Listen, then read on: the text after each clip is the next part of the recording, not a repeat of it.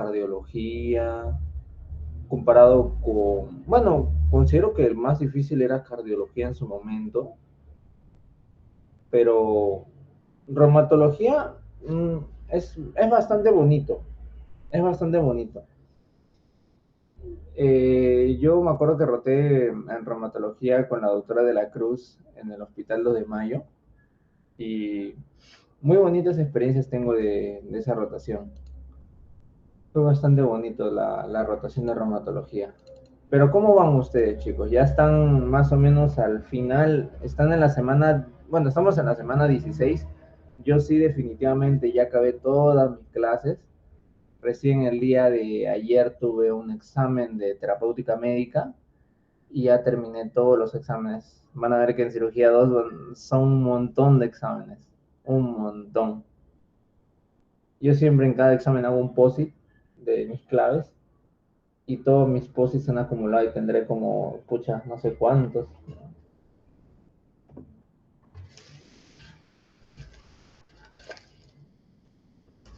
Todos esos son mis posts de mis exámenes. No sé si se ve, pero tengo un montón de claves. Yo lo hago para transcribir y luego practicar, pero es un montón de exámenes que se realizan en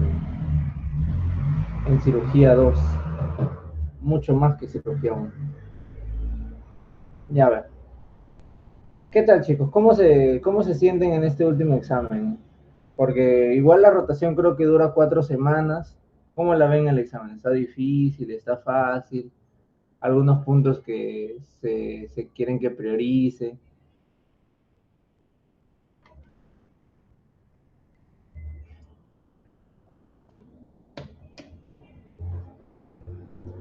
¿O les trae malos recuerdos reumatología por el tema de inmunología? Tiempo que no veo ese doctor de inmunología, ya me olvidé cómo se llama. Ah, ya, el doctor Alvisuri. Sí, ese doctor. Ah, 2 créditos, no me acuerdo cuánto valía inmunología, pero muy poco para lo que te exigía demasiado. Pero ya. A ver.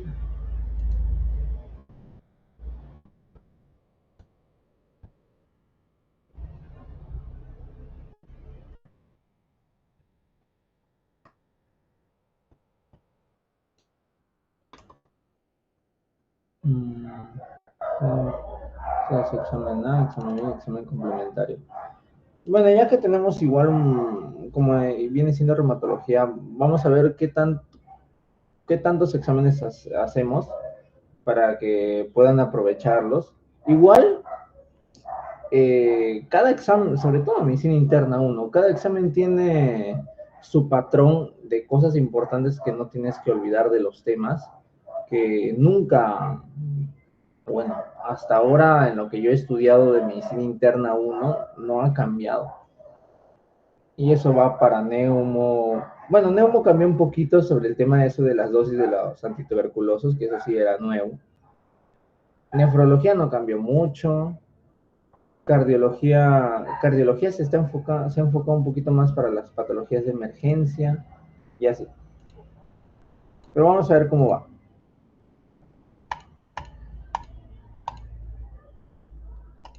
A ver. Primero vamos a ver los teóricos.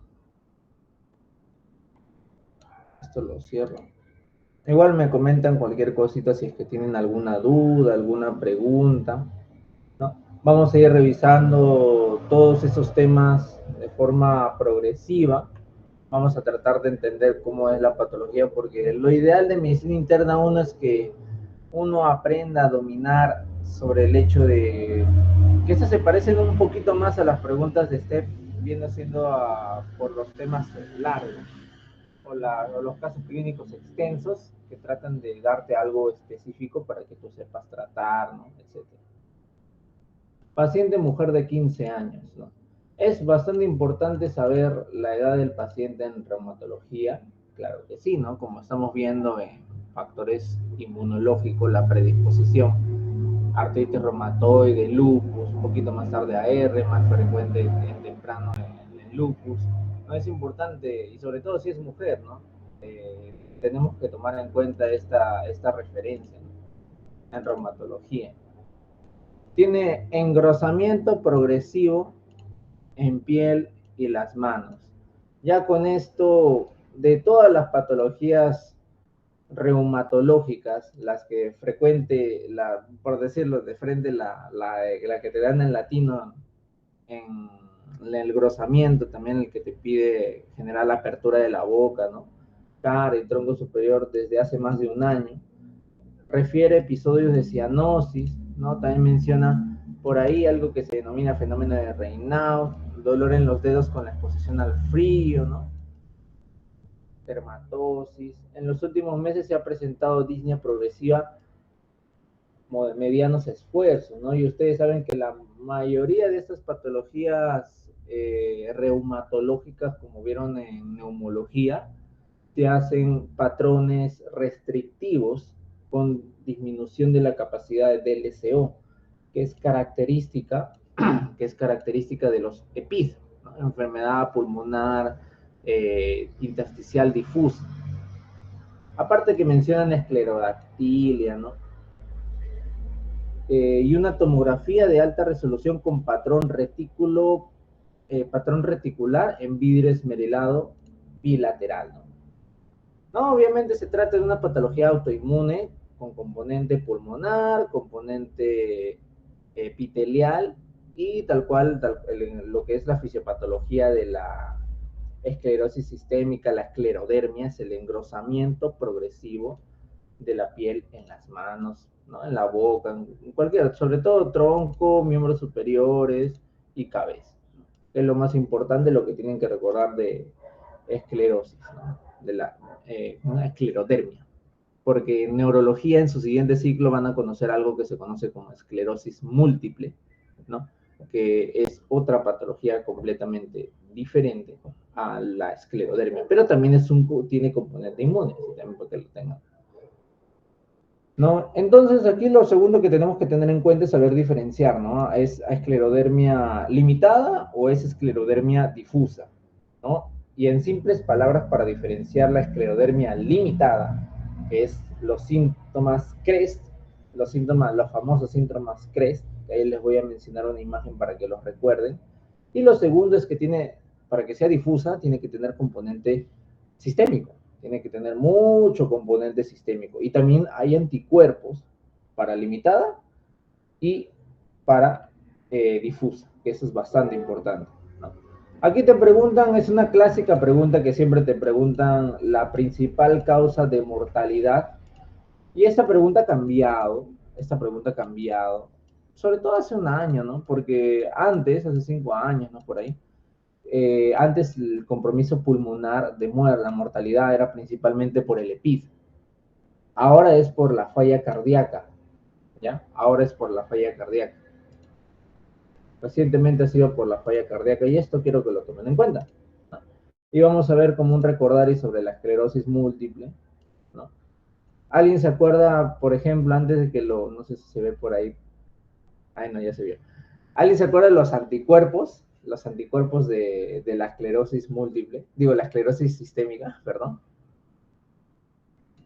¿Alguien tiene algún recuerdo de cuáles son los anticuerpos? Porque lo primero que tienen que reconocer en reumatología son los anticuerpos, ¿no? Son bastante importantes que los tengan en mente, ¿no?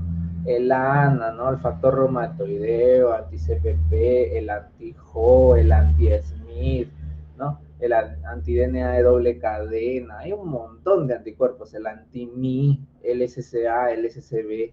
Hay un montón de anticuerpos. Lo primero que tienen que saber en reumatología es saber identificar qué anticuerpos para cuál, ¿no? Eso sí tienen que tomar en cuenta. Obviamente hay algunas patologías que no tienen componente de anticuerpos porque no son enfermedades autoinmunes, pero la gran mayoría sí tienes que saber sus anticuerpos, ¿no? ¿Alguien se acuerda cuáles son los anticuerpos, no? Que son dos, dependiendo si es limitado o difuso. Exacto. El anticentrómero, que es para la limitada, ¿no? Y para la difusa, la antitopoisomerasa, la anti-SCL70, ¿no? Como mencionan ahí. Es bastante importante que lo tomen en cuenta. Es muy importante. Acá, como pueden ver, ¿no? Ese es un resumen de QX Medic, ¿no? Para que lo puedan revisar, ¿no? Es lo que más frecuente preguntan, la definición, ¿no? ¿Por qué genera ese engrosamiento? Porque es una patología inmunitaria proliferativa en el tejido subcutáneo, ¿no? En el tejido subcutáneo, sobre todo en las matrices, ¿no? En la matriz de proliferación de fibroblastos, donde están en el espacio intersticial, en ese espacio intersticial debajo de la piel, donde hay tejido conectivo y demás, genera este engrosamiento, ¿no? La microstomía, que también es como un signo patoneumónico, un poquito patoneumónico, porque no es tan patoneumónico, que es lo primero que hacen en San Andrés para definir si es esclerosis sistémica, que es bastante importante, y también para medir la actividad de la enfermedad. Estos pacientes tienen muy mal pronóstico, así igualito, si recordaremos un poco el tema del Parkinson, ¿no? Que tiene un compromiso de esperanza de vida de 15 años, después de que se diagnostique la enfermedad. Estos tienen un muy mal pronóstico. ¿Por qué? Porque normalmente acá su tratamiento, si estamos hablando de componente sistémico, estamos dando micofenolato, ¿no? Componentes que inhiben el efecto inmune. Pero usualmente estos pacientes tienden a hacer infecciones.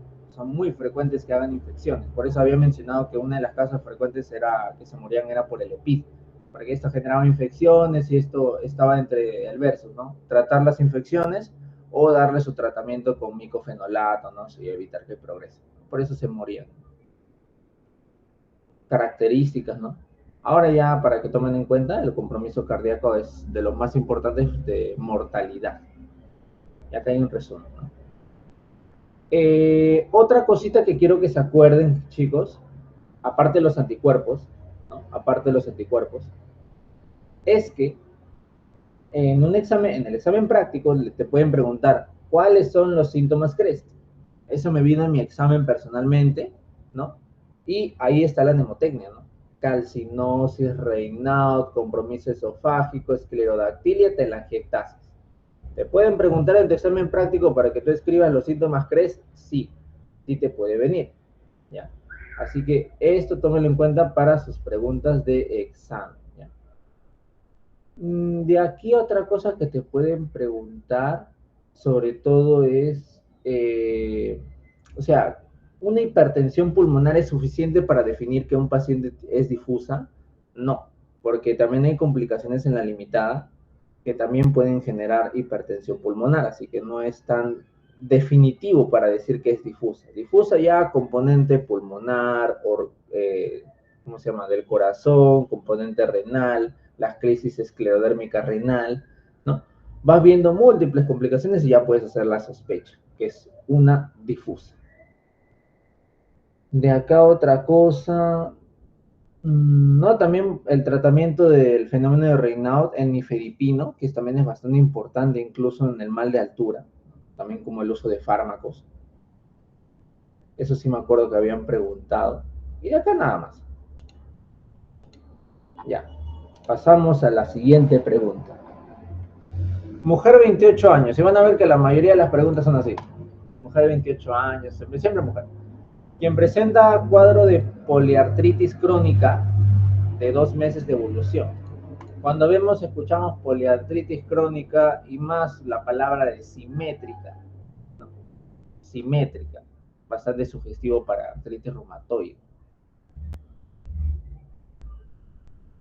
Asociado a malestar general, fiebre de 2 meses de evolución hasta 38 grados, ¿no? Tenía infección por ahí. Fenómeno de Raynaud de hace 2 meses, ahí ya cambia un poco la cosa porque artritis reumatoide no se asocia muy frecuente a fenómeno de Raynaud. Dolor torácico secundario a derrame pleural unilateral. Se plantea diagnóstico de lupus eritematoso sistémico, ¿no?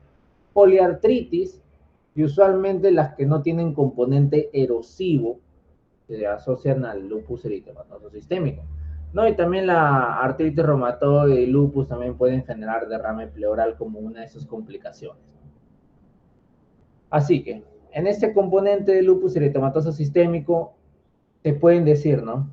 ¿Cuáles son los anticuerpos que le suelen pedir al lupus eritematoso sistémico, ¿no? Primero, desde el más sensible hasta los más específicos, para que se acuerden algunos, ¿no? Porque eso también preguntan en el examen práctico, que pueden preguntar cuáles son marcadores, ¿no? Sensibles, específicos, o marcadores de seguimiento que yo puedo utilizar para lupus, ¿no? Y hay un montón, para lupus hay un montón, ¿no? Les voy soplando ahí que el más sensible que pueden utilizar es el ANA, ¿no? Es el ANA. ¿Alguien se acuerdan de los marcadores más específicos, chicos, del lupus eritematoso sistémico?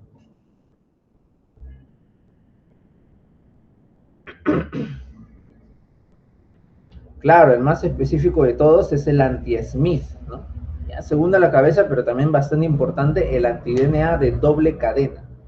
De una sola cadena no vale, de doble cadena, que suelen preguntarlo para el examen.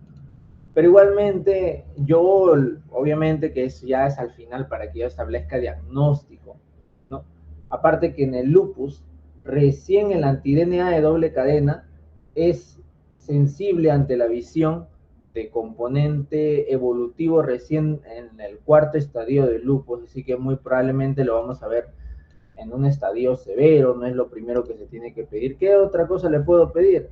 ¿No? Le puedo pedir el ANA, le puedo pedir marcadores inflamatorios, inmunitarios, el hemograma que vamos a ver, pancitopenia, alopecia, complementando, complementando los exámenes para hacer un diagnóstico más sugestivo, que al finalmente el diagnóstico depende sobre todo del médico, depende del médico.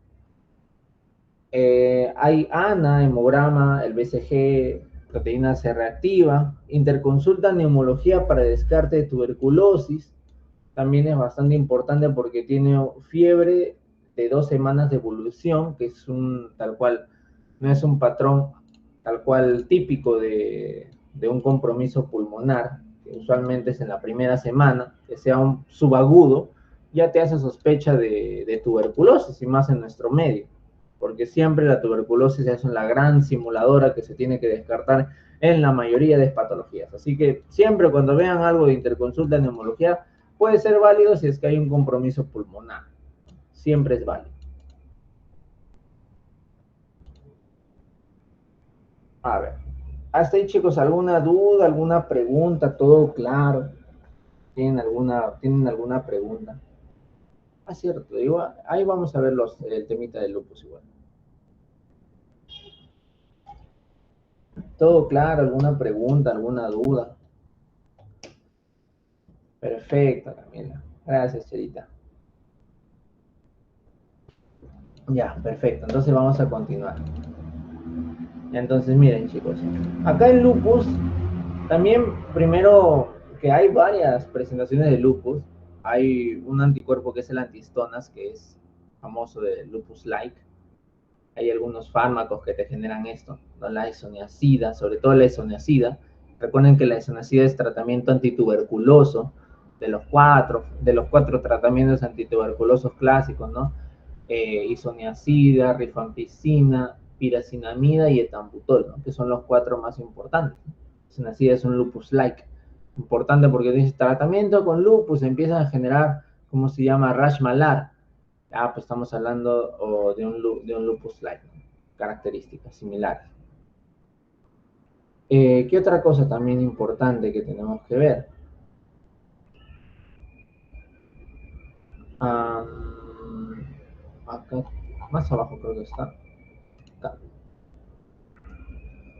Acá están los criterios de diagnóstico, ¿no? Anticuerpos, ¿cómo se llama? Enfermedades articulares, úlceras orales. Dicen en el libro no dolorosas, pero usualmente se sobreinfectan. Y cuando se sobreinfectan, ¿no? Ya estamos hablando de prácticamente, aparte de diseminación, ya hay presencia de dolor. Puede eso no es tan sugestivo de las no dolorosas. Solo si es que tal cual te preguntan características de las úlceras orales, de lupus, que son no dolorosas. En la vida real pueden doler. ¿Qué otra cosa? ¿No? El diagnóstico por biopsia, ¿no? Nefropatía lúpica usualmente en el cuarto, ya saben por qué, por el tema de los anticuerpos que recién se aparecen en ese estadio, que son bastante importantes. Acá están los anticuerpos de diagnóstico sensible, ANA, anti-DNA de doble cadena, ¿no? La antistona, ¿no? Lupus medicamentoso, el antifosfolipídico, ¿no? El antifosfolipídico es importante para descartar los famosos síndromes de overlapping. Uno de ellos más importante es el SAFA, estos pacientes mujeres que tienen antecedentes de, ¿cómo se llama?, pérdidas fetales, ¿no? Sobre todo, y cuadros de trombosis inexplicables por otras causas, ¿no? Anti-RO, anti-ELA, ¿no? El síndrome de Sjögren o Sjögren, ¿no? Yo le digo a veces Sjögren por chiste, ¿no? Sjögren, ¿no? Como le quieran mencionar, ¿no? El cuadro de ojo seco, hoja seca, que también puede ser un síndrome de overlapping. Polimiositis, complicaciones también, que sobre todo si es que la polimiositis usualmente no es tan necesario el uso de anticuerpos para diagnosticarlo. Más se suele solicitar el anticuerpo para ver pronósticos, sobre todo el anti-JO, que tiene complicaciones pulmonares, ¿no? Acá están todos los componentes.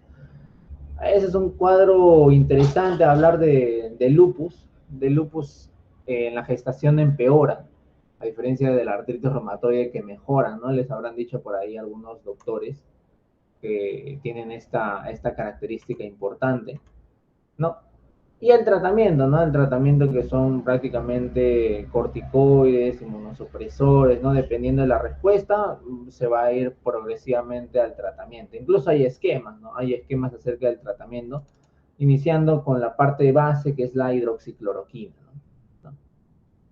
La hidroxicloroquina de 5 miligramos por kilogramos por día. Que esto fue una pregunta antigua, que no creo que ya la lleguen a preguntar, pero por si acaso, ¿no? Siempre el lupus es algo importante que tengan que tomar para un diagnóstico diferencial, ¿no? Es bastante importante. Vamos a ver, ¿no? Varón de 60 años, aquí cambia el cuadro, ojito porque aquí estamos viendo autoinmune, no es autoinmune. Ingresa por disnea a pequeños esfuerzos de 3 días de evolución. Tiene cuadros de hemoptisis, pero quiero ver si estoy primeramente con mi auricular. Ah, ya. A ver, un ratito, creo que no estaba con mi... Voy a cambiarme el micrófono porque hay otro que se escucha mejor.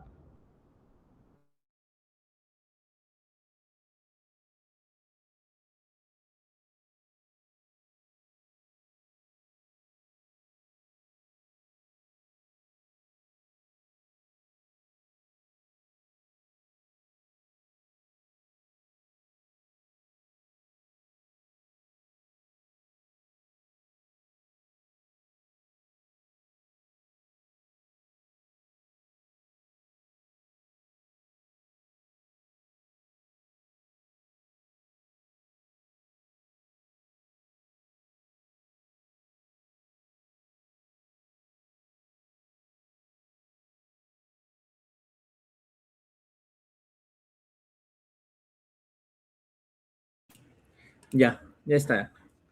Ya está. Pensaba que tenía mi Razer activado, pero siempre me olvido en conectarlo bien. Y esta vez pasa. Usualmente suelo utilizar el Razer. Ya, está mejor. Ya ver, ¿dónde había quedado? Ya, compromiso pulmonar, aparte que tiene hemoptisis, ¿no? Eso es un aislado. Edema en miembros inferiores, se ve una tomografía y se encuentra EPID. Y tiene una creatinina elevada. Cuando ustedes piensan en un síndrome pulmón-riñón, que este es bastante sugestivo del síndrome pulmón-riñón, hay bastantes patologías que te dan eso, ¿no? Una claramente estamos hablando de lupus, de pronto puede ser cáncer, de pronto puede ser tuberculosis, ¿no? Pero hay otra patología bastante llamativa que te hace este famoso síndrome de pulmón-riñón, y es una de sus últimas clases que han tenido en reumatología. Ojalá que sea así, ¿no? Porque al menos en mi rotación fue la última clase. ¿Se acuerdan qué otra patología, no, te hacía un síndrome pulmón-riñón?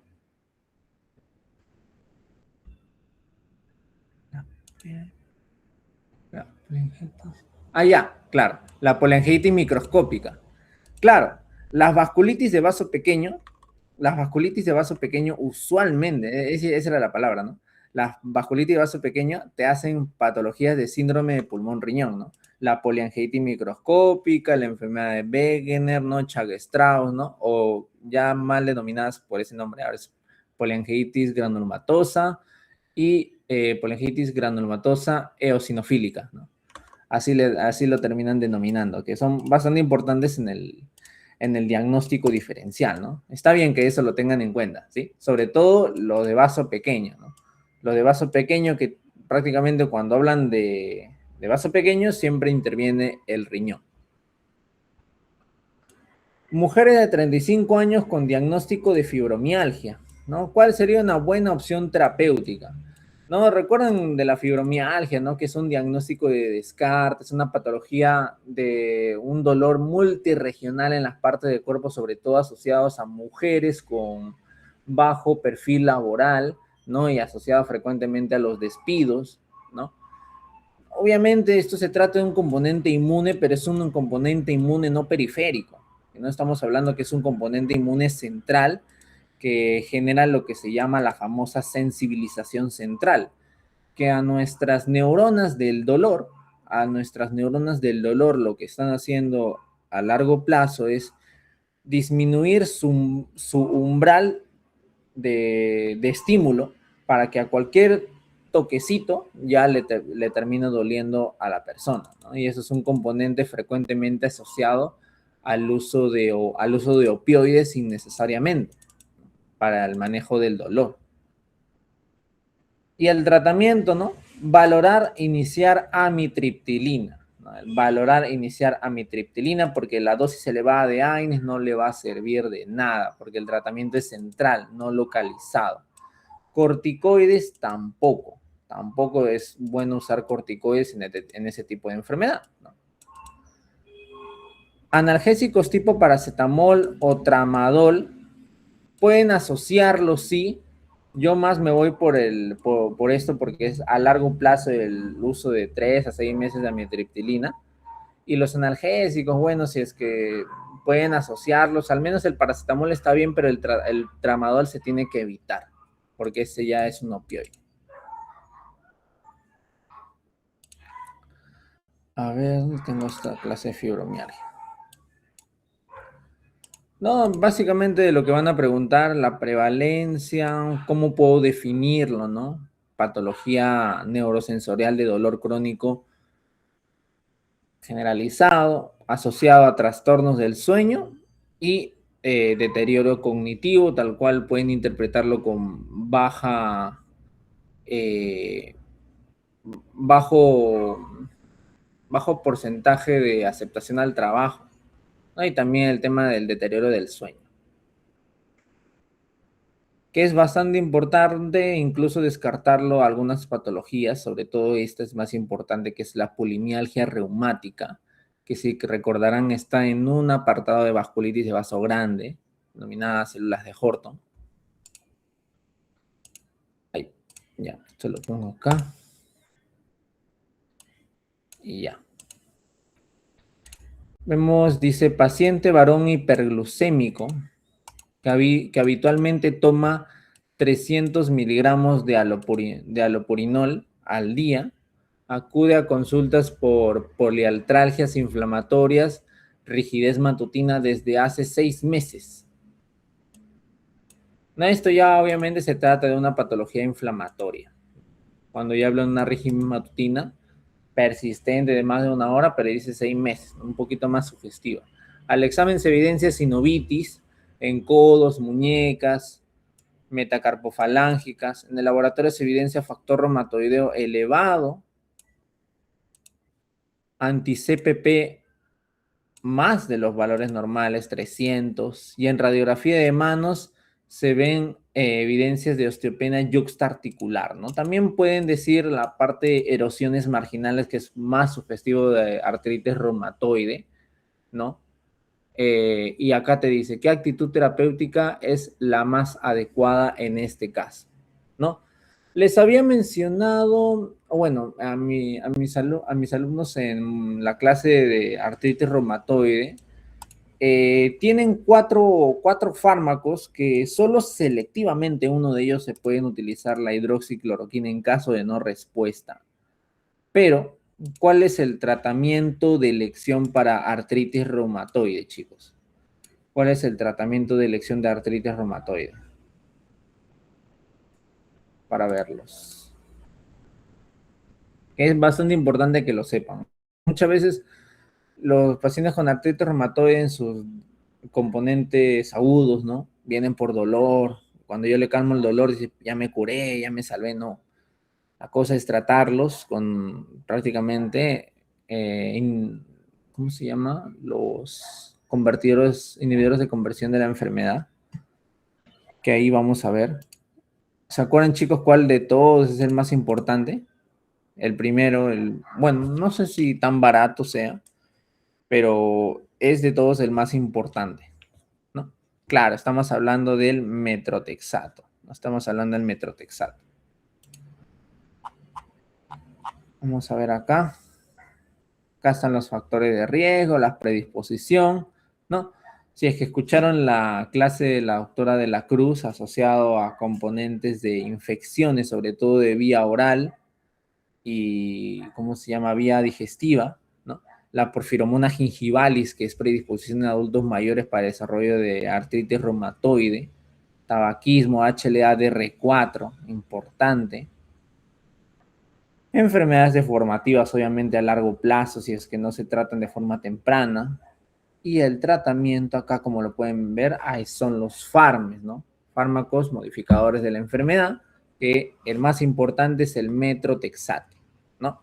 Ya dependiendo la evaluación de 3 a 6 meses en la posibilidad de no respuesta, podemos agregar lo que vendría siendo sulfasalacina, leflunomida y en algunos casos selectivos, cuando no hay tanto compromiso articular, la hidroxicloroquina. ¿No? Como dice acá, en adultos mayores con compromiso pulmonar, hepático, dar hidroxicloroquina, ¿no? Siempre evaluando las reacciones adversas del metrotexato, ¿no? Como les había mencionado acerca, usualmente estos fármacos, por ejemplo, van a conocer en el siguiente ciclo la metformina que es un tratamiento para la diabetes, es un antidiabético oral, se contraindica y en algunos casos también fallas hepáticas y demás. Tienen como efectos adversos deficiencia de vitamina B12, ¿no? Calmetrotexato, deficiencia de vitamina B9. Y hay otro en los antituberculosos que tienen deficiencia de B6, ¿no? Como por ejemplo la famosa isoniazida. La deficiencia, los 3 fármacos de la inhibición de los B, que son bastante importantes en preguntas de salud, preguntas de NAM, ¿no? Que tienen que recordar. Ya si no responde hasta el 6º mes, puedo cambiar a biológicos. Que son los de elección, ¿no? Son los de elección. Y ahí te preguntan, ¿cuál de todos se puede dar en embarazadas? Te dice, ¿cuál de todos estos biológicos se puede dar en embarazadas? El adalimumab. No, ¿cómo se llama? El certolizumab, perdón. El certolizumab.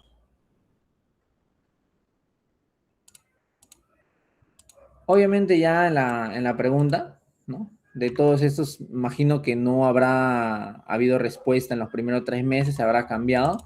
Y de todas mis opciones de sulfasalacina, leflunomida, se fue optando por ver cuál tenía mejor perfil. Y creo que acá, ¿dónde está? Acá tenía unas características. Esto lo había anotado en las clases, que usualmente más o menos así es el manejo. Metrotexado iniciado de 7.5 a 15, ¿sí? Pasa los 3 meses, vas evaluando el DAS, ¿no? Que es un examen que yo evalúo dependiendo del compromiso del paciente para ver si hay mejora. Segunda opción, leflunomida. Tratamiento 20 miligramos diarios todos los días después del desayuno. Si no funciona en 3 meses, puedo pasar a los biológicos.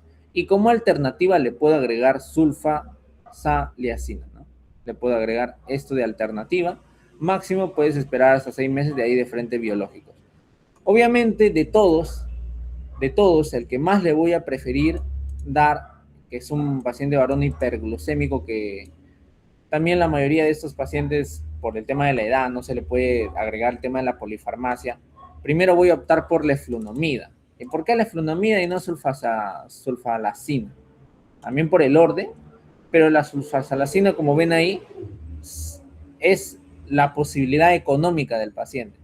Se tienen que tomar 3 veces al día y 500 miligramos, ¿no? Y así el tratamiento va yendo hasta que se acabe la plata, ¿no? Así que una mejor opción sería la leflunomida.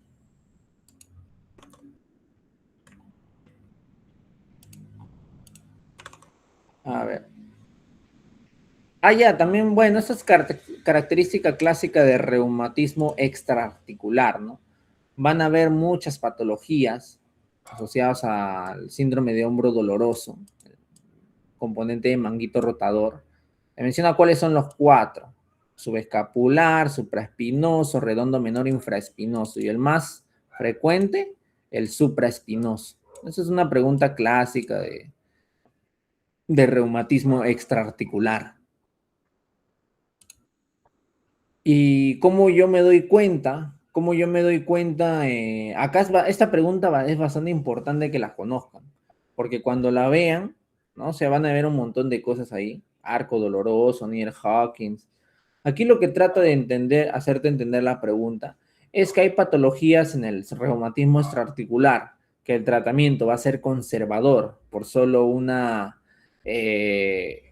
patología de grado 1, que es la distensión del tendón, una tendinitis, una inflamación. Pero cuando ya se trata de una rotura completa, el manejo conservador, antiinflamatorios, rehabilitación, ¿no? Medicina física, nada de eso va a funcionar porque está roto completo y el tratamiento va a ser quirúrgico. ¿Y cómo me doy cuenta de uno de los signos cuando ya es una rotura completa? Aparte del término de inestabilidad, es el signo del brazo caído, sobre todo para rotura del manguito de rotador. ¿Ya? Para rotura del manguito de los rotadores. Esa es una pregunta que tienen que tener bastante hincapié en esta pregunta. ¿Ya? Esta también es una pregunta, como les había mencionado a algunos alumnos, que ya siempre la paran repitiendo, ya varios años la paran repitiendo. Y lo que pasa es algo es algo bastante curioso, que el síndrome pulmón renal, que solo es dado en vasculitis de vaso pequeño, no podemos pensar en una vasculitis de vaso mediano, como por ejemplo la poliarteritis nodosa, que la característica frecuente de la vasculitis de vaso mediano es la mononeuritis múltiple. No es compromiso renal, pulmonar directamente hablando. Por ejemplo, la poliarteritis nodosa no puede tener compromiso pulmonar. Y aquí ves en la radiografía de tórax infiltrados intersticiales, ¿no? Tipo EPID, ¿no? Bilaterales, Goodpasture, ¿no? Poliangiitis, granulomatosis con poliangiitis, que eso es Wegener, lupus eritematoso sistémico, que cumplen con las características de poder tenerlo. Claro que sí, pero acá te dice cuál es el menos probable. La poliarteritis nodosa jamás te va a hacer este cuadro. Y eso es algo, esta es una pregunta que ya podría clasificarla como pregunta de la Ricci, ¿no? Siempre pregunta esto de la Ricci. Hasta aquí todo bien, todo claro, chicos. ¿Alguna pregunta, alguna duda que tengan de estos exámenes? Perfecto, chicos. Ya, perfecto. Vamos a continuar. Vamos a ver entonces esto de... Solo para que tengan una noción primero de vasculitis. Recuerden que vasculitis, la autora me encanta cómo lo clasifica. Acá hay clínicas para vaso grande, para vaso pequeño y para vaso mediano, ¿no? Como les había mencionado, vaso pequeño es el síndrome pulmón-riñón, ¿no? Clásicamente. Vaso grande, compromiso de la aorta y sus accesorias, claudicaciones en miembros superiores, ¿no? Asimetría de pulso, soplos, dilatación aórtica, claudicación y demás que podemos encontrar. Y en vaso mediano, la neuropatía, mononeuritis múltiple. Eso es clásico que podamos encontrar. Y bueno, el lívido reticularis, ¿no? El lívido reticularis. Esto primero para que tengan en cuenta a la hora de identificar estas patologías, ¿no? Para identificar cuál es vaso grande, cuál es vaso pequeño, cuál es vaso mediano. Eso primero.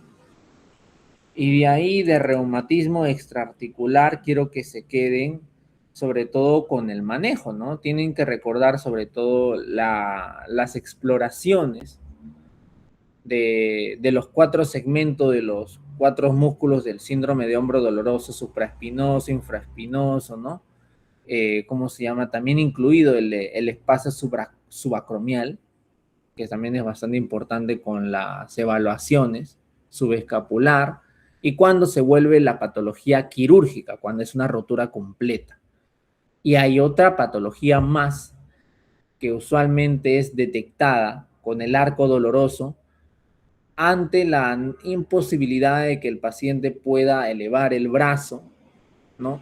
Y que tenga antecedentes de importancia de comorbilidad con diabetes mellitus, Parkinson, hipotiroidismo, ¿no? Que estoy hablando de la capsulitis adhesiva. Estoy hablando de la capsulitis adhesiva. Es una limitación funcional en todos los lados del movimiento del hombro. Por eso se dice el hombro congelado. Se dice el hombro congelado o el brazo congelado, ¿no? Es bastante importante identificar en estos pacientes con estos factores de riesgo, estas patologías de comorbilidad y cómo diagnosticarlo. Usualmente que le diga que intente levantar en la mano el brazo y no va a poder, ¿no? ¿Cómo se llama? Incluso si nosotros hacemos una flexión completa, o sea, levanto mi mano hacia arriba, ¿no? Usualmente yo tengo componente accesorio, aparte de mis músculos que se encargan de hacer mi flexión del hombro. Hay otros componentes indirectos que también te ayudan, por ejemplo, la misma escápula, que se eleva para que yo pueda generar más rango de movimiento. Y esto no se va a presentar en el hombro congelado como es característico. Otros más que pueden preguntar viene siendo 2, ¿no? El signo de Funnel, el signo de Tinel, ¿no? En, ¿cómo se llama? Síndrome del túnel carpiano por lesión del nervio mediano. Eso también pueden preguntar. Y también la tendinitis de Kerbein con la maniobra de Filkenstein para hacer diagnóstico, ¿no? Esto ya lo pueden ir revisando igualmente, que el tratamiento sigue siendo conservador, ¿no? Si es que ya no responde, podemos hacer manejo quirúrgico. Sí, considero que esos son los más importantes que tienen que recordar, ¿no? Igualmente son de los que priorizan también en Villamedic. Ahí están unos resúmenes ahí para que puedan ver en mis tiempos, donde yo hacía resúmenes así. Ahora los hago de otra manera, pero igualmente lo tienen para que lo puedan tomar una captura, ¿no? Para que lo puedan ahí guardar. Ahí está el síndrome de hombro doloroso, lo que se tiene que hacer, ¿no? Todo eso. Ya. Bueno. ¿Cuál de las siguientes es la opción del tratamiento más completa en el tratamiento para una mujer posmenopáusica? Cuando dicen posmenopáusica, adulto mayor, yo de frente tengo que a la cabeza pensar en esta cosa: osteoporosis. Y usualmente el manejo de osteoporosis, cuando ya es un diagnóstico confirmado, ya no es osteopenia, o sea que ya no está en mi desviación estándar, está en ese rango de -1, -2.5 por ahí, está en osteopenia, ya no le doy solo vitamina D y calcio, ya no es solo eso. Ahí voy a agregarle los bifosfonatos. Voy a agregar los bifosfonatos, que es el tratamiento de elección para la osteoporosis. Tratamiento de elección para la osteoporosis. Más si hace ejercicio físico. Todas las patologías, incluso la famosa artrosis. La famosa artrosis. Siempre se asocian al asociarse al ejercicio tienen mejor capacidad de pronóstico en la rehabilitación del paciente, ¿no? porque favorece el remodelamiento, ¿no? Y ayuda a la reparación. Obviamente a su necesidad, ¿no? Por eso hablo del ejercicio físico asociado a rehabilitación física, porque rehabilitación física se encarga de especificar al paciente qué tipo de ejercicio puede realizar el paciente y que no. No le voy a decir a que haga maratón. Ahí no va la cosa.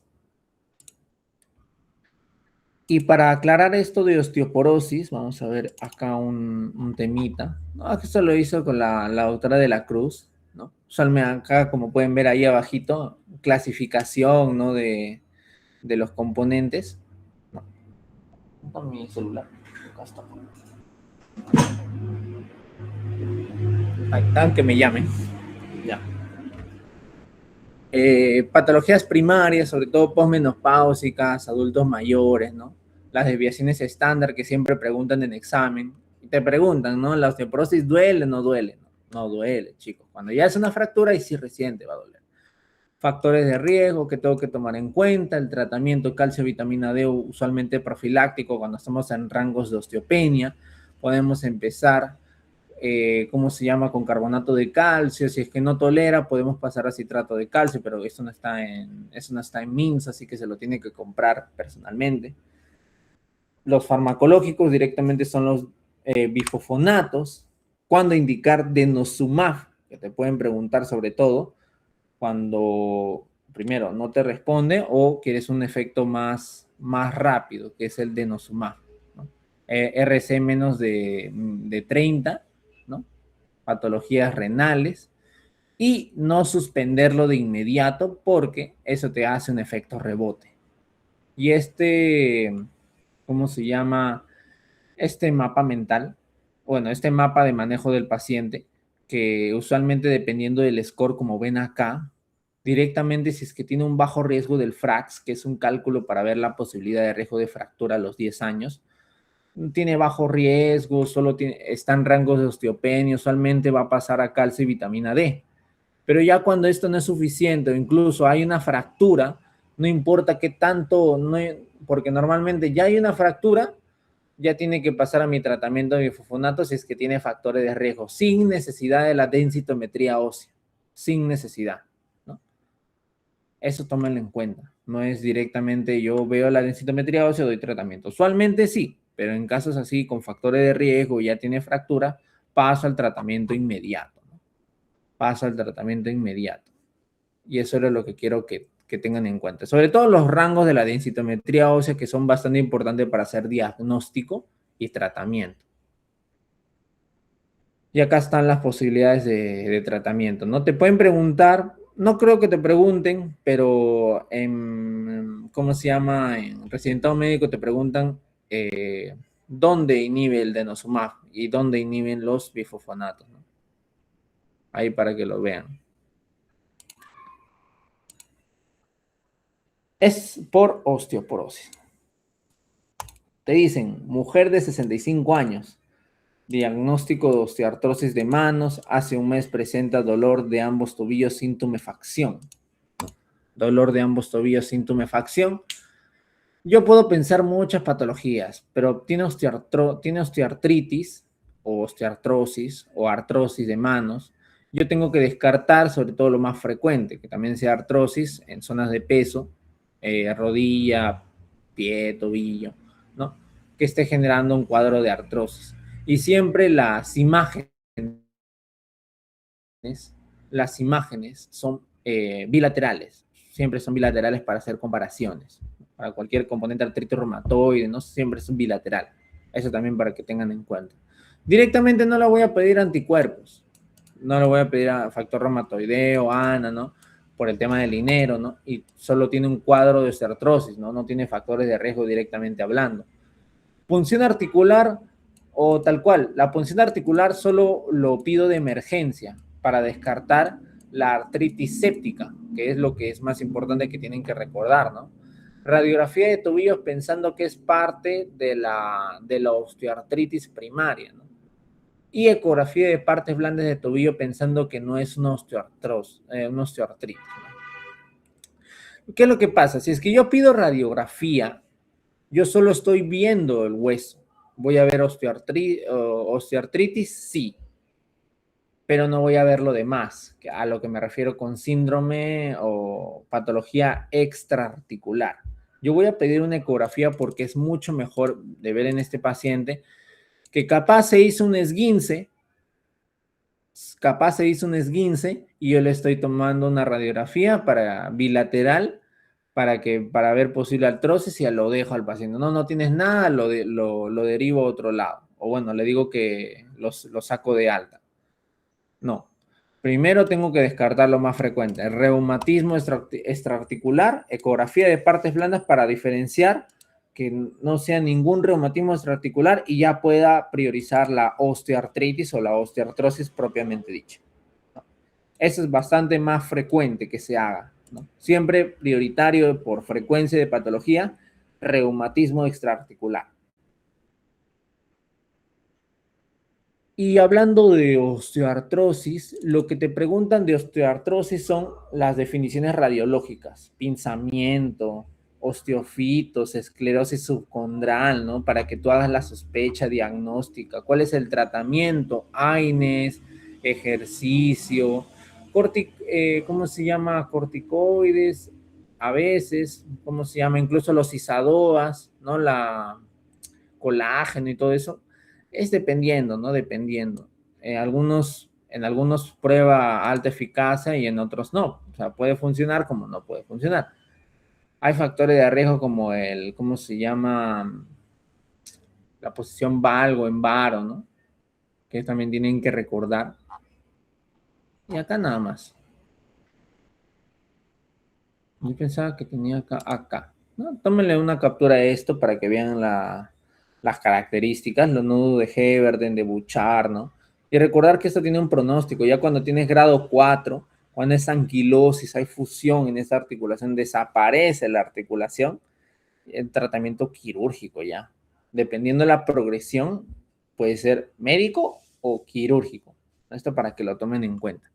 Los factores de riesgo: obesidad, estrés, ¿no? Adulto mayor, que tenga secuelas de traumas, antecedentes familiares, etc.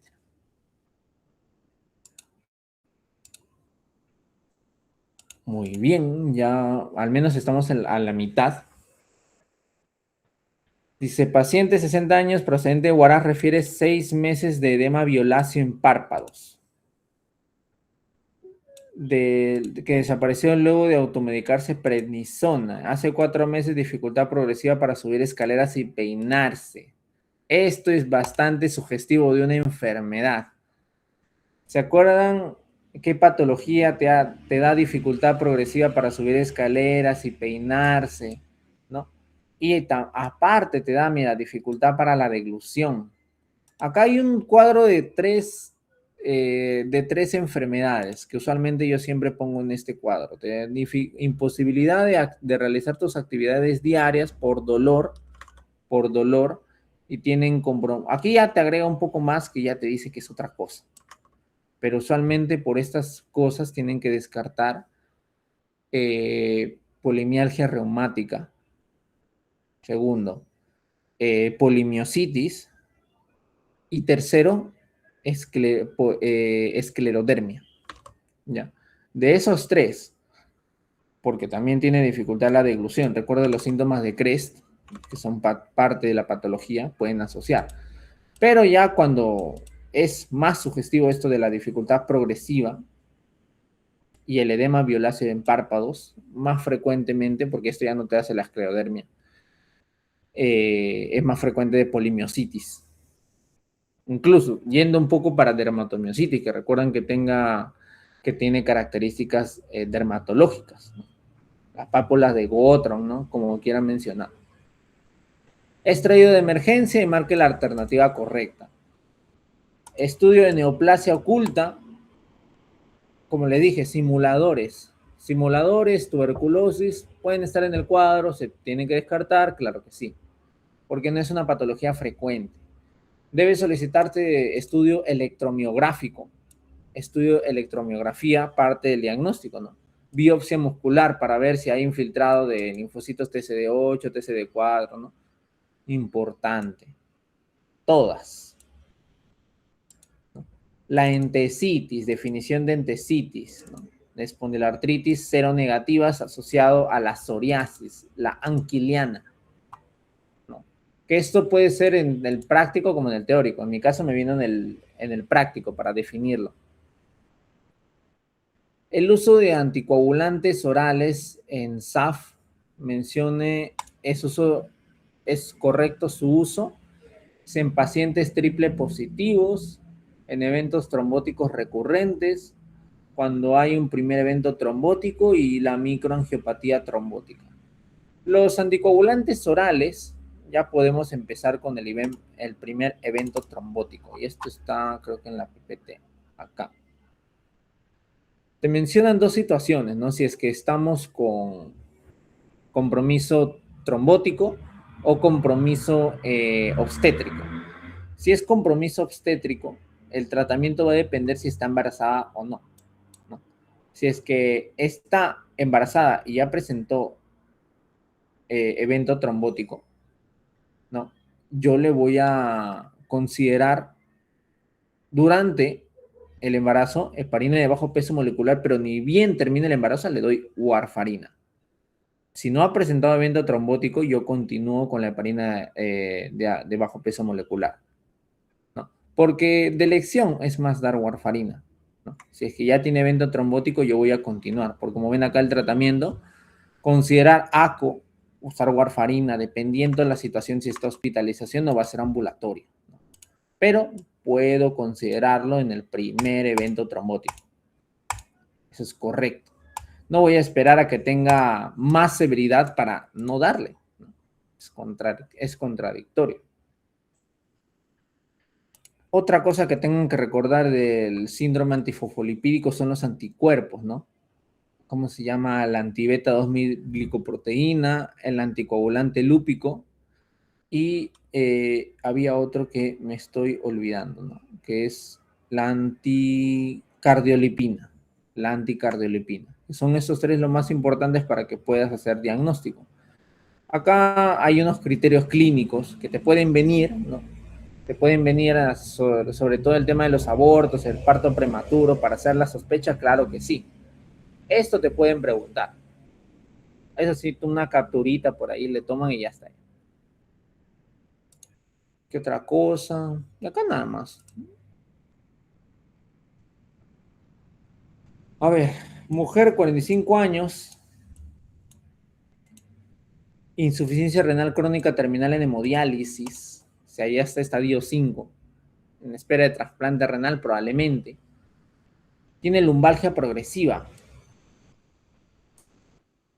Dicho dolor no le permite realizar su diálisis, ni sus actividades diarias, fiebre intermitente, la cual es diaria desde hace 3 días, ¿no? Funciones vitales, fiebre. Acabo de resaltar eso, fase dolorosa, dolor a la digitopresión, la segue, no se pudo realizar por el dolor intenso, 25,000, hemoglobina baja, plaqueta baja, 150,000 está en rango, PCR elevada, procalcitonina elevada. Aquí estamos viendo componente infeccioso, muy probablemente, componente infeccioso. Pero dice tiempo de enfermedad 2 meses. Yo lo primero que descartaría por medio, mal de pot, espondilodicitis tuberculosa. Es lo que tenemos que descartar. Explicarle a la paciente que debe ir a su casa y usted le prescribirá AINES. AINES no es lo ideal. O sea, directamente siempre se tienen que tratar las etiologías antes de disminuir el dolor. O sea, puedo hacerlo en medio de ambas, pero si solo me dicen eso, no es la ideal clave. Como tiene insuficiencia renal y puede tener osteoporosis, y una fractura por aplastamiento sería la causa de sus manifestaciones clínicas, por ende se le solicitaría una radiografía de columna lumbosacra. La radiografía no te orienta muchas cosas y aparte, Usualmente la osteoporosis no es tan frecuente que se asocia a enfermedad renal crónica. Cuando sí se asocia a enfermedad renal, que te da fracturas patológicas, te da hipercalcemia, te da creatinina elevada, es el mieloma múltiple. Y esto ya lo vimos asociado a la clase de hematología, ¿no? A la clase de hematología. Yo voy a solicitar una resonancia magnética de columna y le pido hemocultivos e inicio antibióticos empíricamente porque el paciente está en riesgo. No voy a esperar que el paciente se ponga impotenso porque está está al borde de una hipertensión severa. No le voy a dar nada de antibiótico. Yo inicio esquema probablemente de antituberculosos a la espera del, ¿cómo se llama? Del GenExpert para ver si hay factores de resistencia, Y ya si al mes no hay cultivo, lo suspendo. Pero ya hice algo, ¿no? Ya hice algo. Y no le voy a solo dar captopril sublingual para bajar la presión, ¿no? Que si es que es asintomática, pues directamente no es lo ideal tratar captopril sublingual como un caso de una emergencia severa, que no es el caso, que ahí es mayor de 180 con 120, no es el caso. Esta preguntita, la 14, ¿sí me entendieron, chicos? ¿Alguna duda, alguna pregunta 14? Y esa sí estaba un poquito compleja. Sí, normal. Si es que quieren alzar su micro, me avisan normal.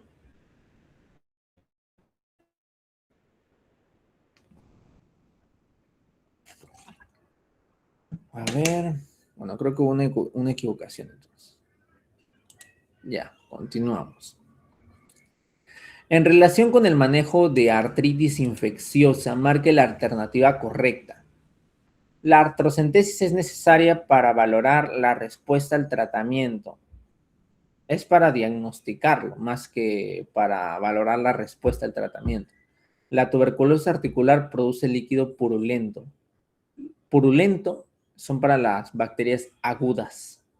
Recuerden que la tuberculosis es subaguda. Ya. Iniciar tratamiento antibiótico empírico para bacterias y hongos. No es empírico para hongos. Es después de cuando hay factores de riesgo, sobre todo la inmunosupresión. Hay algunos hongos que van a ver, sobre todo en infectología, que es la Pneumocystis jirovecii. Para pulmonar, incluso yo le doy profilácticos, cotrimoxazol para su situación, pero es inmunosupresor, no es otra cosa. Iniciar prontamente tratamiento contra gérmenes gram positivos y gram negativos. Hasta aquí estuvo bien. ¿Qué es lo más frecuente? Staphylococcus aureus. Y gram negativo si es que, por ejemplo, el paciente diabético tiene antecedentes de drogadicción, demás, ¿no? Yo tengo que cubrir gram negativos, ¿no? Eso a considerar en artritis infecciosa. Pero la más definitiva que puedo optar es por este segmento, que es bastante importante, ¿no? La clave 15 sería la D. Como ven también en patologías de artritis séptica, lo que tienen, recuerden que creo que el doctor les mandó este cuadro, que sobre todo el estudio de líquidos sinoviales para descartar que sea una emergencia. Y no necesariamente tengo que ver bacterias, con solo ver ¿cómo se llama? Células en más de 50.000 que sean polimorfonucleares, ya me hace la sospecha de artritis séptica. Factores de riesgo, ¿no? Staphylococcus aureus, ¿en qué situaciones? Neisseria gonorrhoeae, sexualmente activos, que es una artritis migratoria.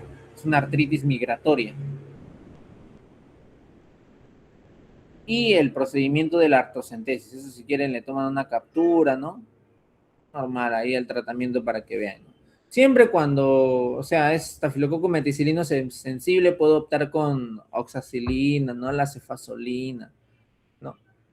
Ya si es meticilino resistente, solo tenemos pocas opciones. Vancomicina, linezolid, daptomicina, ¿no? Si fuera infección pulmonar, daptomicina no te hace nada porque ese fármaco se inhibe con el surfactante pulmonar, ¿no? Eso tómenlo en cuenta. Vancomicina si tiene buen perfil renal. Mal perfil renal le puedo dar linezolid. Eso tómenlo en cuenta también. Y obviamente le doy cuando tiene síntomas sistémicos. Tiene hipotensión, ¿no? SIRS. Sí, tiene SIRS. Ya, pues le considero dar de frente. Ay, un ratito. Espérame. A ver. Paciente mujer de 52 años. Acude por resequedad ocular. Sensación de cuerpo extraño y boca seca. Desde hace más de un año, ¿no? Es Sjögren, estamos viendo. Vemos fenómeno de Raynaud, ANA positivo, anti-RO, anti-LA positivo, y me dan los anticuerpos, ¿no? ¿Cuál es el estudio más útil para confirmar Sjögren? Biopsia. Biopsia. Anticardiolipina, no sé qué hace acá si esto pasa. Pero bueno, Schimmer es sugestivo, ¿no? Sugestivo, pero biopsia es mejor, mucho mejor. Fases del desarrollo de la artritis reumatoidea en orden cronológico. Factores genéticos, factores ambientales, empieza la autoinmunidad, empieza a desarrollar síntomas, hasta incluso puede tener anemia, empieza una artritis indiferenciada y al final de todo es la artritis reumatoide. Le agrego una más, etapa deformante.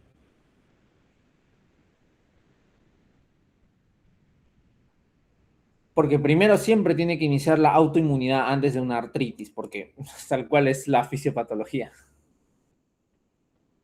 Te dicen anticentrómero positivo, factor reumatoideo positivo, ¿no? Obviamente estamos hablando de una esclerodermia. Una esclerodermia. Y como dice, el anticentrómero es limitada. ¿Qué tengo que tener cuidado?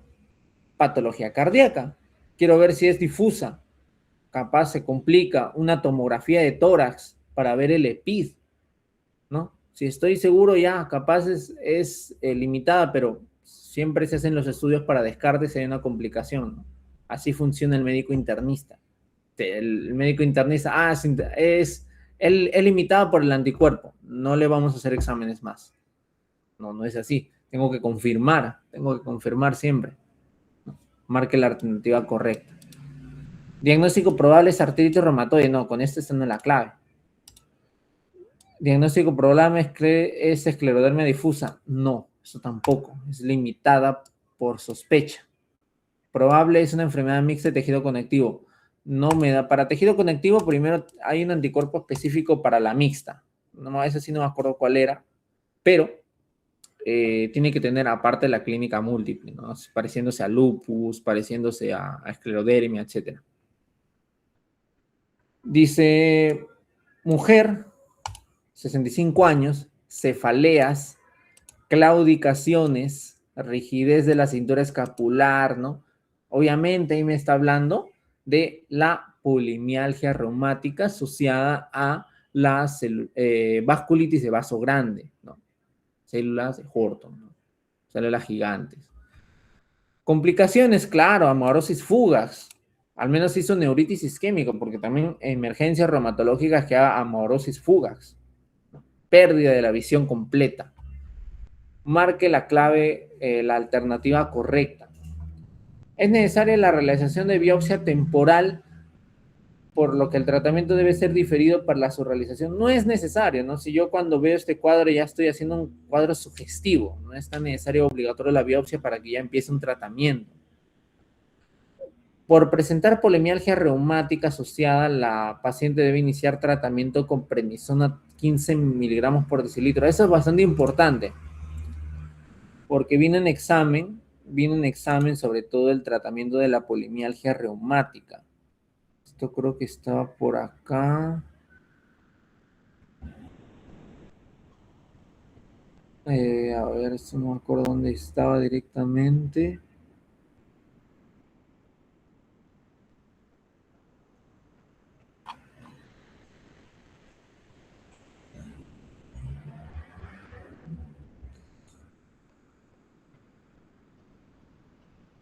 Acá. El tratamiento inicial es con 1 miligramo por kilogramo de prednisona, pero ya tiene polimialgia reumática de 15 a 20 miligramos por día. 15 a 20 miligramos por día de inicio, si es que solo vemos polimialgia reumática, de 15 a 20, ¿no? Aquí consideran 15, ¿no? Debe iniciar, esto puede ser sugestivo, ¿no? Pero recuerden si es que solo tiene el compromiso de polimialgia reumática.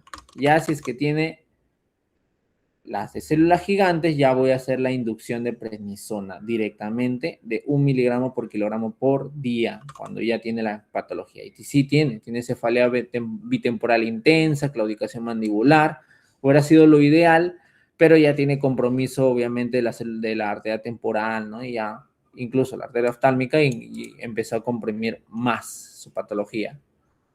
Así que se descarta esta por no tener solo la polimialgia reumática. Puede haber compromiso de la aorta y sus ramas y estos pacientes tienen alto riesgo de presentar aneurisma de la aorta. A largo plazo tienen riesgo de generar aneurisma de la aorta, por eso es que se pide una angiotomografía para hacer estos descartes, ¿no? Se utiliza esto para hacer descartes. La neuritis óptica no es parte del cuadro clínico de la arteritis de células gigantes, por lo que su presencia no debe influenciar en el tratamiento. De hecho, es todo lo contrario, es una progresión de la enfermedad, porque el estadio final es la amaurosis fugax. Eso quiere decir que todavía con un buen tratamiento temprano puede haber una regresión de la enfermedad, ¿no? Acá están los criterios de la patología, ¿no? De lo que se tiene que tomar en cuenta y diferenciar con la arteritis de Takayasu, ¿no? BCG, ¿cómo se llama? Pulsos disminuidos, la cefalea localizada, ¿no? Y esto es lo que pueden ver, ¿no? ¿Qué otra cosa? Acá tenía este cuadrito también para que lo vean. 50% están asociados a polimialgia reumática. Ya tiene vasculitis de vasos de células gigantes, 1 miligramo por kilogramo. Si no, solo polimialgia reumática, de 15 a 20 por día. Ahí, con eso se quedan. Esta estaba un poquito complejita, ¿no? Obviamente la van descartando poquito a poquito si es que van asociando los cuadros, ¿no? Como les había mencionado, el estadio final es amaurosis fugax. Y dice, paciente mujer de 43 años, antecedente de preeclampsia, quien presenta quimosis, petequias a las 2 semanas de evolución, cuadros de sangrado, artralgias, pancitopenia, alopecia, úlcera oral no dolorosa. Me regalaron la enfermedad y me dieron los anticuerpos todavía. ANA positivo, plaqueta 40.000, diagnóstico de LES, indica respuesta correcta. ¿Es suficiente el tratamiento de hidroxicloroquina? Hidroxicloroquina siempre de base.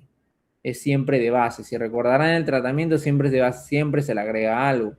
Se debe iniciar prednisona 10 miligramos por día. Dependiendo la característica de la enfermedad, creo que es 1 por miligramo por kilogramo, me parece, pero eso se va asociando progresivamente de mantenimiento. ¿Ya? Solo es después de que se le da el biológico y ahí se va bajando. Usualmente es asociado, no es directamente inicial, no es inicial. Se deben aplicar pulsos de metilprednisolona, eso sí es frecuente, ¿ya? Los pulsos de metilprednisolona son de los más usados, son de los más usados para el tratamiento, ¿no? Ahí. Son de los más usados para el tratamiento y eso es de lo que quiero que tengan en cuenta, ¿ya? Y en nefritis lúpica activa, ¿no? Dependiendo de la severidad, se va agregando otros biológicos, ¿no? Pero eso es lo que quiero que tengan a la cabeza en el tratamiento. De acá otra cosa. No, de acá otra cosa no creo que venga. Solo se requiere tratamientos de AINE e hidroxicloroquina. No, pues chicos, no. Ya saben cuál es el de base. Pulso de metilprednisolona, ¿no? Y acá estos datitos para que tengan en cuenta de cómo se va para hacer un mantenimiento, ¿no? Minimizar a 5 miligramos por día. Cuando sea posible, retirarlos, ¿no? Bueno, a ver.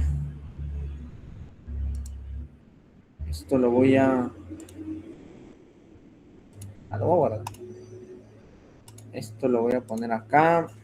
Y no, como les había mencionado, ¿no? Parámetros para sospechar de esclerosis sistémica temprana. Te mencionan ahí antecedentes de osteoporosis en tratamiento irregular con bifosfonatos. Acude a emergencia, dolor. En osteoporosis, cuando hay dolor, ¿cuál sería la causa más probable del dolor? Fracturas. Porque la osteoporosis no duele de por sí. Criterio diagnóstico, densitometría ósea, el T-score. Características de la radiografía de la osteoartrosis, todo lo que les había mencionado, ¿no? Lívido reticularis, poquito más para la media, pero tiene infiltrado pulmonar y tiene en el examen ocupacional eosinofilia marcada persistente. Tiene algo del síndrome pulmón-riñón, me aleja un poco más del vasculitis de vaso mediano, eosinofilia marcada persistente, aparte historia de asma y rinitis alérgica, Chag-Strauss a la cabeza de sospecha. Chag-Strauss. De ahí está, por ejemplo, te dice, mujer, compromiso de articulación de las manos, muñecas, dolor en tercera cuarta interfalángica proximal, ¿no? Anti-CPP positivo, ANA negativo, BCG positivo, elevado, ¿no? Factor reumatoide, artritis reumatoide, respetando las interfalángicas distales. Y el síndrome de poliartritis crónica. Acuérdense del tiempo y del número de articulaciones, cuando es oligo, cuando es poli, cuando es mono, ¿no? Causas de lumbalgia, fracturas, hernias discales, contracturas musculares, infecciones, ¿no? Etc. Tratamiento de elección de la gota, ¿no? AINES, con AINES más colchicina, que la colchicina baja el componente inflamatorio, así también como el AINES combinados, perfecto para las crisis agudas, ¿no? Ya el alopurinol en cuadros de gota. Artritis reactiva, importante en compromiso de cuadros pulmonares y gastrointestinales de infecciones posterior a estos cuadros, generan compromiso articular. Estamos hablando de una artritis reactiva, ¿no? Y menciona dos anticuerpos más específicos de lupus eritematoso, ¿no, chicos? Ya con eso más o menos entienden cómo es la idea de las preguntas de reumatología, ¿no? ¿Qué tal, chicos? ¿Cómo van? ¿Alguna pregunta, alguna duda? ¿Todo claro?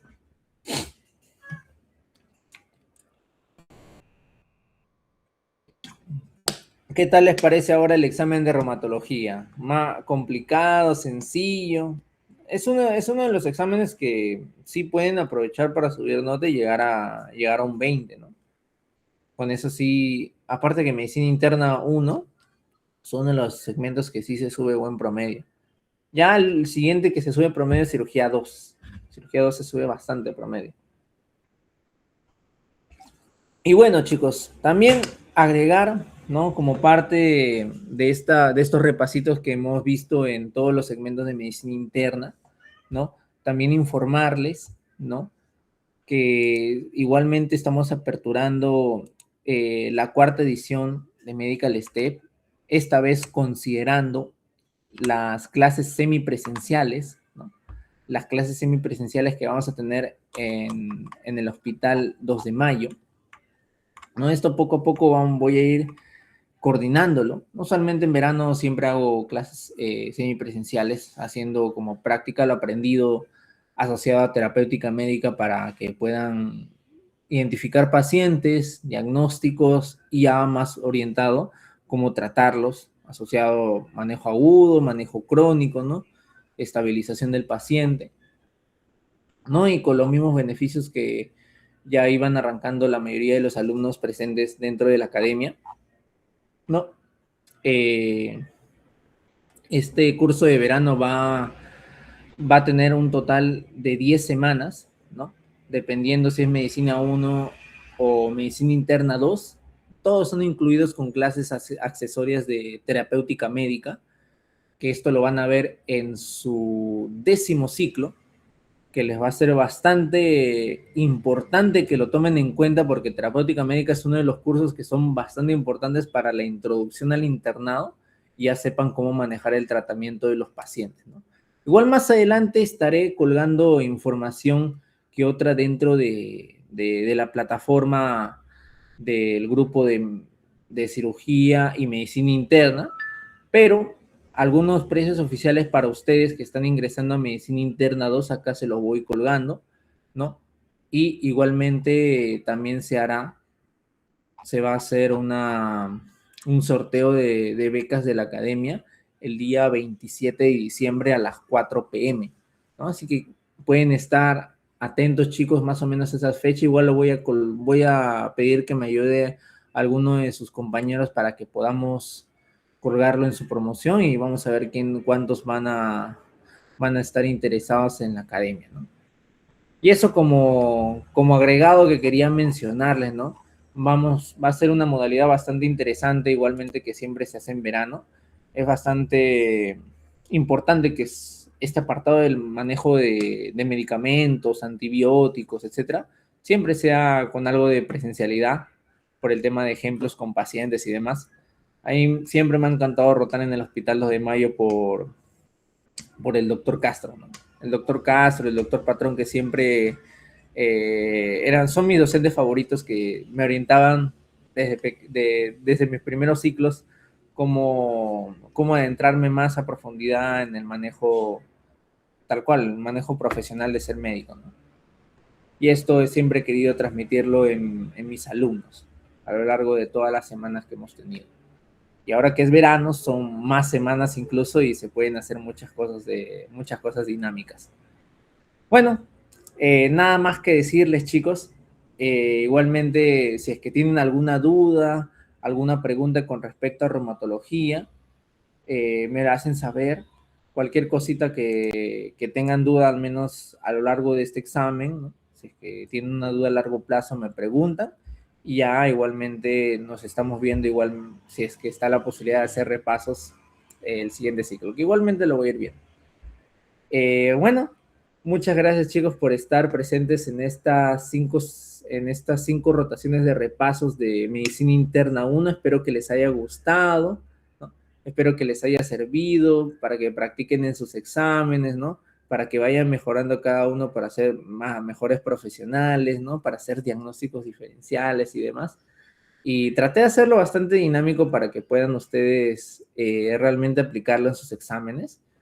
Y les deseo muchas felicitaciones y lo mejor a ustedes en estas últimas semanas de felices fiestas, ¿no? Mis agradecimientos, chicos, y ya nos estamos viendo en otra oportunidad. Hasta luego, chicos.